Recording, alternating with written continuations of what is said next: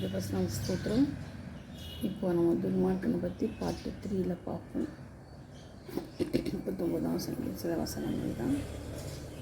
என் நாவினால் பாவம் செய்யாதபடிக்கு நான் என் வழிகளை காத்து துன்மார்க்கன் எனக்கு முன்பாக இருக்கும் மட்டும் என் வாயை கடிவாளத்தால் அடக்கி வைப்பேன் என்று. பார்த்தீங்களா, துன்மார்க்கன் எனக்கு முன்பாக இருக்கும் மட்டும் என் வாயை கடிவாளத்தால் அடக்கி வைப்பேன். அப்போ நாவினால் பாவம் செய்கிறது கூட என்னது துன்மார்க்கம் தான். பாவம் செய்யாதபடிக்கு நான் வழிகளை காத்து பாவம் செய்யாதபடி நான் சொன்ன வழிகளை காத்துக்கொள்ளணும். அதே நேரத்தில் துன்மார்க்கன் வாய்க்கு மட்டும் என் வாய்க்கு நான் என்ன செய்யணும், கடிவாளம் போட்டு அடக்கி வைக்கணும். அப்போது என்ன அர்த்தம் அப்படின்னா, துன்மார்க்கம் நம்ம என்ன செய்யக்கூடாது, பேசக்கூடாது. பேசினா பிரயோஜனம் இல்லைன்னு அர்த்தம். நம்மளும் துன்மார்க்கனாக மாறிடுவோம். அப்போது என்ன பிரயோஜனம் இருக்குது இல்லையா? அவனுக்கு துன்மார்க்கமே பேர் தான், அப்படியே ஊறி போயிருந்தான். அவனுடைய சந்ததியே துன்மார்க்க சந்ததி. வளைந்து போகிறவன், அறுப்புண்டு போகிறவன், பூமி இல்லாத முடியாமல் அறுப்புண்டு போகிறவர், ஆண்டவர் அறுப்புண்டு போக செய்கிறவர். அவன் சந்ததியே அறுப்புண்டு போவோம். அப்படி இருக்கும்போது நம்மளும் அவன் இருக்கும்போது என்ன செய்யக்கூடாதான், துன்மார்க்கன் எனக்கு முன்பாக இருக்க மட்டும் என் வாயை கடிவாளத்தால் அடக்கி வைப்பேன் என்று தாவீது சொல்கிறார். துன்மார்க்கன் எதிர்க்க நம்ம என்ன செய்யணும், நம்ம வாயை மூடிக்கிட்டு கடிவாளத்தை போட்டு அடக்கணுமா. கடிவாளம் போட்டால் திறக்க முடியுமா? திறக்கக்கூடாது. எந்தெந்த திறக்கக்கூடாது. அப்படி ஒரு கடிவாளத்தை போட்டு என்ன செய்யணும், கம்முன்னு இருக்கணும். துன்மார்க்கம் இருக்கும்போது நம்ம என்ன செய்யக்கூடாதான், பேசக்கூடாது. நாவினால் பாவம் செய்யக்கூடாது. வழிகள் நம்மளை காத்துக்கொள்ளணும். அது மட்டும் இல்லை, ஊமையானதாக இருந்தேன், நலமானதை பேசாமல் அமர்ந்திருந்தேன். பார்த்தீங்களா, நலமானதை பேசாமல் அமர்ந்திருக்கணும். அப்போ தான் என்ன செய்யாது, பாவம் வராது. அப்போ கூட துக்கம் அதிகரிக்கும், ஆனால் பாவம் செய்யறாது. நலமானதே பேசக்கூடாது. இது இதயத்தில் அக்கினி மூண்டது, என் நாவினால் விண்ணப்பம் செய்யும். இதயத்தில் எனக்கு தான் அனல் மூண்டது. ஃபஸ்ட்டு இருதயம் எனக்கு தான் அனல் மூண்டது. நான் தியானிக்கையில் அக்கினி மூண்டது. அடுத்தது என் நாவினால் விண்ணப்பம் செய்யும். முதல்ல என்ன செய்யுது, இருதயம் அனல் கொண்டது. இருதயம் அனல் கொண்டதுன்னா எப்படி இருக்கும் பாருங்கள். நம்மளுடைய இறுதி கொள்ளணும்னா எந்த அளவுக்கு நம்ம விண்ணப்பம் பண்ணுறோம், ஜெபிக்கணும், எந்த அளவுக்கு கர்த்தரோட இசைந்து நடக்கணும், அந்த அளவுக்கு நம்ம என்ன செய்யணும், கர்த்தரோட இசைந்து நடக்கணும். அப்போ தான் நம்மளால் பாதுகாக்க முடியும். நம்மளுடைய நாவலையோ துன்மார்க்கத்திலிருந்தோ நம்மளை விடுவித்துக் கொள்ள முடியும். இறுதியும் அனல் கொள்ளணும் ஃபஸ்ட்டு. ரெண்டாவது தியானிக்கணும். தியானிக்கும் போதே அக்கினி மூண்டு தான். தியானிக்கும் போது அக்கினி மூண்டது. அது மட்டும் இல்லை, நாவினால் விண்ணப்பம் செய்தேன். அக்கினி மூண்ட பிறகு தான் என்ன செய்யணும், நாவினால் விண்ணப்பம் செய்யணும். அப்போ தான் ஆண்டவர் விண்ணப்பத்தை கேட்குறாரு. அடுத்த சில வசனங்களை பார்த்தீங்கன்னா, கர்த்தருக்காக பொறுமையோடு காத்திருந்தேன், அவர் இந்த மாதிரி சார்ந்தேன் கூப்பிடுதலை கேட்டார். அது மட்டும் இல்லை, ஒவ்வொரு தடையும் சொல்லப்பட்டிருக்குது.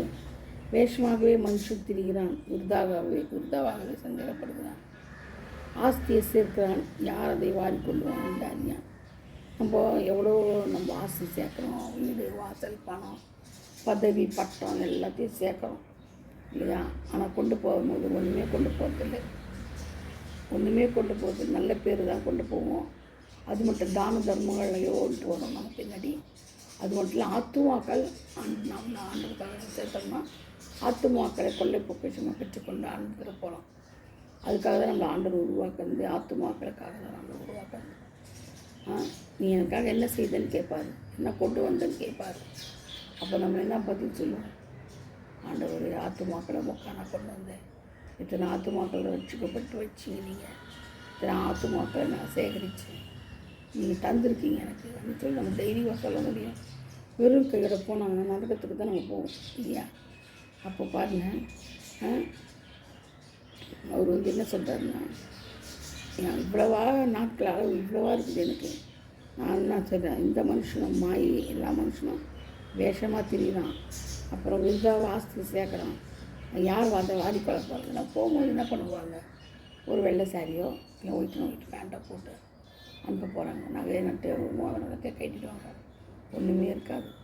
நம்ம சம்பாதிச்சதெல்லாம் மற்றவன் தான் அனுபவிப்பான். நீங்கள் நல்லா யோசனை பண்ணி பாருங்களேன். நம்ம மரணம் நம்மளுக்கு திடீர்னு சம்பவிச்சதுன்னா, திடீர்னு தான் மனம் சம்பவிக்கும். சொல்லிட்டா வரும், வராது, திடீர்னு தான் சம்பவிக்கும். அப்போ வரும்போது அதை பாருங்கள், திங்க் பண்ணி பார்ப்போங்க. தனியாக உட்காந்து திங்க் பண்ணி பாருங்கள். மரணம் சம்பவிச்ச உடனே என்ன நடக்கும்? ஏன்னா நம்ம மரண வீட்டுக்கு போயிருக்கிறோம் இல்லையா, அங்கே என்ன நடக்குது? அழுகுறாங்க, குளிப்பாட்டுறாங்க, அப்புறம் கொண்டு போகிறாங்க, கல்லறையில் வைக்கிறாங்க, பெட்டியை மூடுறாங்க, மண்ணை போடுறோம், வரும் துக்க சோறு சாப்பிட்றோம். உடனே ஒரு துக்க சோறு சாப்பிட்றோம், இல்லை சாப்பாடு. 16ஆவது நாள் பிரியாணி போடுறோம். அதுக்கப்புறம் கொஞ்சம் கொஞ்சமாக மறக்கிறோம். அப்புறம் மறந்தே போய்டுறோம். செஞ்சு போச்சு, அவங்க சாப்டரை க்ளோஸ் ஆகிடுது. அதுக்கப்புறமா ரொட்டீன் வேலையை செய்யணும். அதுக்கப்புறம் என்ன பண்ணுறாங்களோ பண்ணுவாங்க, மற்றதெல்லாம் பண்ணுறது, கல்யாணம் பண்ணுறோம், பண்ணுவான். அது என்ன ரொட்டீன் நடக்கும், எல்லா வேலையும் ஒன்று நடக்கும். அப்படி இருக்கும்போது பாருங்கள், பூமி நமக்கு ஒன்றுமே கிடையாதுங்க. நம்ம வாழ்நாளெல்லாம் விருதாதான். மனுஷன் விருதாவாக சம்பாதிக்கிறாங்க, விருதாவாக போயிடும். அவனை புல்லு போல் பூண்டை போல் அவனை வச்சு வாழ்நாளெலாம் இருக்குது. இதுக்காக என்ன ஒரு சண்டை, என்ன சச்சரவு, கவலை, துர்மார்க்கச்சி, கெட்ட சவகாசங்கள், கெட்ட பழக்க வழக்கங்கள், நடத்தைகள், கெட்ட சிந்தனைகள், பொறாமைகள், இச்சைகள், கோபங்கள், களவுகள் எல்லாம் எவ்வளவோ இருக்குது. அதெல்லாம் நடக்குது. எதுக்காக? அது ஒரே ஒரு துன்மார்க்கத்தினால தான். துன்மார்க்கமாகவே நம்ம இருக்கக்கூடாது. துன்மார்க்கமாக இல்லாமல் நல்லவனாக இருந்தோம்னா ஆண்டு பட்சத்தில் இருக்கிறாரு. அதனால் எல்லா மனுஷனும் மாயின்றார். அது மட்டும் இல்லைங்க, நம்ம துன்மார்க்கமாக இருக்கும்போதே நமக்கு என்ன இருந்தால் வாதை அது அதுதான் வாதை கொடுக்குறாராம். வாதை அது மட்டும் இல்லை, தண்டிக்கிறாராம். தண்டித்து வாதையை கொடுக்குறாராம். தீரா வியாதி கூட நம்மளுக்கு வருதான் பாருங்கள். அதோட பயங்கரமானது தீரா வியாதியே நம்மளுக்கு வருது. அந்த மாதிரி நம்ம என்ன செய்யக்கூடாது? அந்த மாதிரிலாம் இருக்கக்கூடாது. துன்மார்க்கம் வச்சு இருக்கக்கூடாது. ஆனாலும் நல்லவனுக்கு ஆண்டவர் என்ன செய்கிறாருன்னா, கர்த்தரையே நம்பிக்கையாக வைக்கிற மனுஷன் பாக்கியவான். கர்த்தரையே தன் நம்பிக்கையாக வைக்கிற மனுஷன் பாக்கியவான் சொல்லப்பட்டிருக்குது. அது மட்டும் இல்லைங்க, படுக்கையின் மேல் வியாதியாக கிடக்கிற அவனை கர்த்தர் தாங்குவார். அவன் வியாதியிலே அவன் படுக்கை முழுவதையும் மாற்றி போடுவார். கர்த்தாவே என் மேல் இரக்கமாயிரு, விரோதமாய் பாவம் செய்தேன், என் ஆத்துமாவை குணமாக்கும் என்று சொன்னேன்னு சொல்கிறார். தாவீது சொல்கிறார். அதான் இப்போ பாருங்கள், ஜனங்க எப்படி காத்திருக்குதான், அவன் எப்போ சாவான், அவன் பேர் எப்போது அழியும் என்று சத்துருக்கள் எனக்கு விரோதமாக சொல்லுகிறார்கள். பார்த்தீங்களா எப்படி இதெல்லாம் ஜனங்க இருக்கிறாங்க. தீரா வியாதி நம்ம வச்சுக்கூடாது. வியாதி படுக்கையில் கிடக்கிற அவனை எழுந்திருப்பதில் என்கிறாங்க. பிராண ஸ்நேகிதம் நம்பினவன் அப்பம் பிற்கிற மனுஷனும் என்னை குளிர் அழைத்துக்கிறாங்க. அப்போ பாருங்கள், எவ்வளோ ஒரு பயங்கரமான நிகழ்ச்சி நம்ம வாழ்க்கையில் நடக்குது. இதுக்கெல்லாம் காரணம் நமக்கு துன்மார்க்கச்சி எல்லாம். துன்மார்க்கமாக நம்ம ஜீவிக்கவே கூடாது. கர்த்தரோடு ஆசை சேர்ந்து அது நம்ம ஜீவிக்கணும். அப்போ தான் நம்மளுக்கு வந்து நல்லது. ஒவ்வொரு நேரத்திலையும் கர்த்தரோடு சேர்ந்து நடக்கணும். அவர் நம்முடைய பாவங்கள் எல்லாம் மன்னிக்கிறவர், நம்முடைய துன்மார்க்கத்தை விளக்குகிறவர், நல்லவனாய் மாற்றுகிறவர்.